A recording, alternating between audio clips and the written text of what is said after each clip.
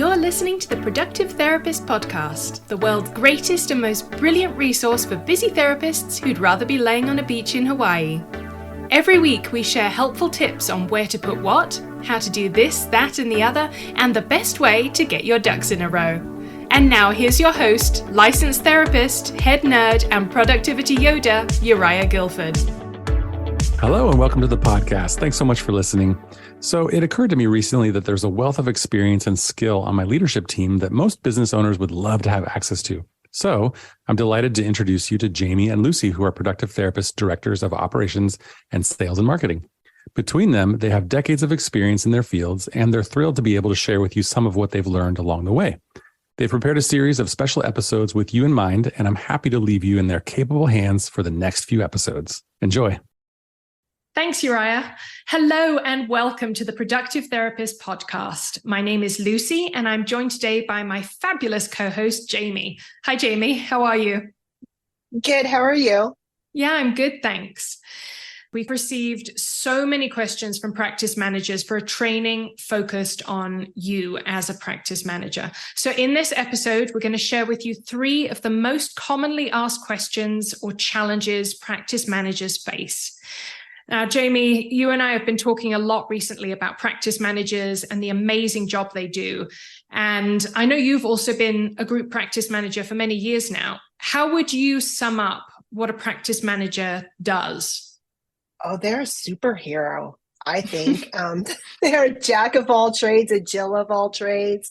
They are the go-to person for the practice for any reason on any day. That's great. I love that. Superheroes. I would agree with that. Every interaction I've had with a practice manager, it seems like they have got so much going on and they keep track of so much. They really are superheroes. So if you're listening and you're a practice manager, you're a superhero and don't forget it. Wear that cape proudly. Yes, exactly. Whatever color it may be. So Jamie, in your experience, how do most practice managers learn how to do what they do? Well, my experience, I learned as I was in the position. I don't think that there is much besides this program that we're creating that's out there to help prepare a practice manager on the different tasks or how to handle certain things. For me, it was a learn as I went type of situation. And that's sort of daunting because you don't know if you're handling it in the right manner or, should you be doing something a little bit different? And so I think that's one of the main reasons why we are creating this program is to help other practice managers know from a collaborative of, their fellow practice managers, what their experiences are and how they handled that situation, have a great community support system. Yeah, that's great. Yeah, it seems from all the practice managers we've spoken to, it seems to be pretty similar, doesn't it? Everyone seems to learn on the job. That's just how you do it, which is super stressful. So if there was a way to make that easier, that would be great, right? And Jamie mentioned a program that we're creating. Very exciting. We'll tell you a bit more about that at the end of this episode. But as you know, Productive Therapist is all about helping practice owners and their team to be the best they can be, while also loving their work and loving their life. Work takes up such a huge chunk of our days and our lives. It should be as enjoyable as possible, right? Absolutely. Yeah. So how can you as a practice manager achieve this? Or if you are a practice owner, how can you help your practice manager to achieve this? That's what we're going to discuss today. And I know, Jamie, you have a lot of thoughts about this too. So let's get into it. So the 3 questions/challenges that we're going to be talking about are dealing with outstanding client balances, interpersonal issues, and increasing community awareness of the practice. So first of all, dealing with outstanding client balances. Jamie, do you have any tips or tricks for keeping your cool and for communicating effectively. What's helped you deal with this very frequent challenge? Yeah, the outstanding client balances, as we know, finances can be a very sensitive topic for a lot of people. Making that phone call of, saying you have X amount of dollars outstanding, it's uncomfortable for the practice manager. It's uncomfortable for the person that's receiving that phone call.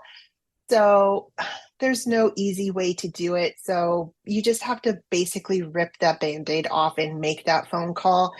But the suggestions that I have is to have your intake coordinator explain your payment process and especially your cancellation policy during the intake call. If the client has any questions, they can ask that of your intake coordinator right away and have that be followed up with whatever information is in the intake paperwork. And to also have your clinician communicate those expectations and policies during the first session. So your payment policies have been touched on 3 times by the time the client is in the first session. That's really great. Those 2 suggestions, they sound so basic, but because they're so basic, a lot of people don't actually do them because you assume that the client is just going to get that. It makes sense. You're having a service, you're going to have to pay for it in some way, whether it's insurance or private pay. But like you said, outlining that point multiple times across multiple people is really going to help reinforce that to the client. That's a great suggestion. Thanks. Yeah, and especially since not everybody reads the paperwork that they sign. So having who does? I mean, realistically, I don't think I do. Yeah, a lot of people are just like, they glance it over very quickly and then sign. So having it verbally communicated with your intake coordinator and then the clinician again during the first session, just, is that safety net of knowing that that information was relayed to the client. Yeah, that's great. I know you had mentioned a third tip that you use when collecting payments. What was that? Collecting the payment when the clinician is scheduling the next appointment for that client, like have them run the credit card right then and there. Then if there's any issues, maybe they forgot that credit card that is on file in the EHR had some fraud, and so that was canceled.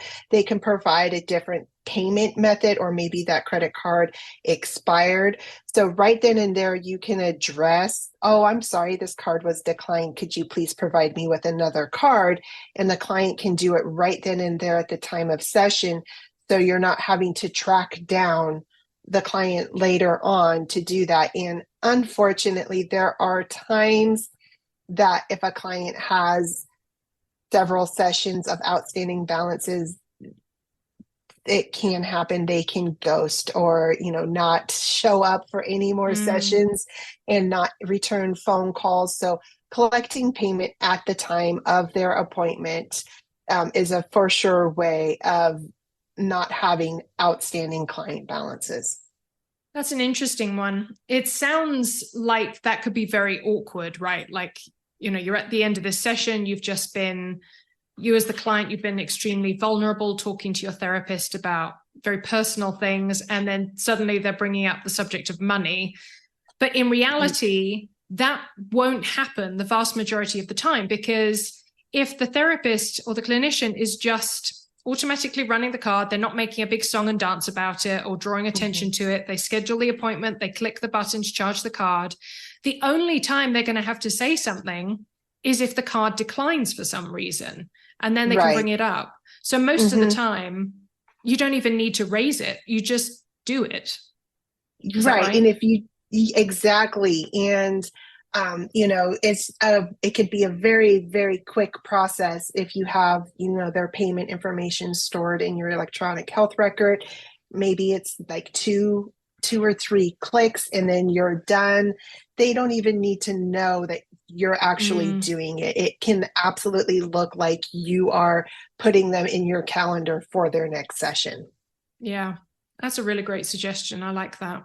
So interpersonal issues, this is a huge topic. There are so many ways that interpersonal issues can arise, within a practice, within the team, with a client, all kinds of ways. So we're just going to focus on one today. And obviously your goal as the practice manager is to have a working environment where everyone feels comfortable and supported. But of course, everyone is different. So interpersonal challenges do pop up. And often the practice manager is the one that has to resolve these so that the comfortable environment can be maintained for everyone, right? So what are some of the common interpersonal issues that you've seen, Jamie, and what solutions have you found for dealing with those effectively? Some of them may be, the problems of, not communicating, the need of a therapy room, thinking that one room was scheduled for, a clinician, and it actually, another clinician had it at that time, or maybe not knowing the processes or procedures for something, and, that clinician not feeling like they were brought up to, the information that they need. So the biggest thing for dealing with interpersonal conflict, communication. You have to have an open line of communication with all of the members in your practice. You need to, have that open door policy. Let them know that they can come to you for any reason, that you will be there to support them. If you don't know, how to fix it or do something, that you will find out how to and get back to them. Basically be that person, that go-to person for everybody. And also have active listening. Sometimes, by active listening, you can find out what's bothering somebody and stuff like that. And also, one thing that we will go into later in the program that Luci will be sharing with you later is knowing what type of conflicts you are experiencing or having to deal with. And that will lead you on the best way on how to handle that type of conflict. Yeah, that's a good point. And yes, like Jamie said, more to come, exciting, but we're going to help you with those specifics, identifying what interpersonal challenges you are facing, because sometimes we don't realize we're just doing our job and we don't realize what we're dealing with. So having an extra set of eyes or ears to point those out to us can be very, very helpful. And then, of course, the solutions and tips for dealing with those. So finally, increasing community awareness. Now, it can feel quite intimidating, especially when you're learning on the job as a practice manager, to know how to get your practice out there, how to raise community awareness. Jamie, what solutions or strategies have you found helpful with this? I would say the first and foremost, and probably the most easiest one, is to have a great referral out list. And by doing that, you're referring out to other practices, clients that may not be a good fit for your practice. And in return, they will do that to you. So that is like fostering a great community and a great connection with that. The other ones would be attending community events, getting your practice out there, letting the community know, what your services are and how you can help the clients in that community. Having workshops and having those be open to the community on, the different types of workshops that you're providing.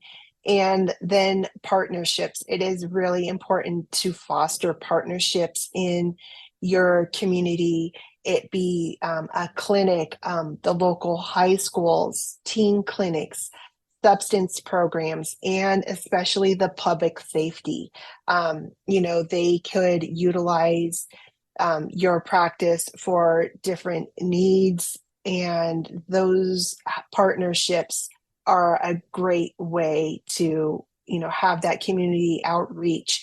And most of those are also will get your name out by word of mouth. And word of mouth, in my opinion, is the best type of advertising. Yeah. And because everybody wants to know that, if I hear it from somebody else, I will take that, recommendation over, some anonymous Yelp review that I researched.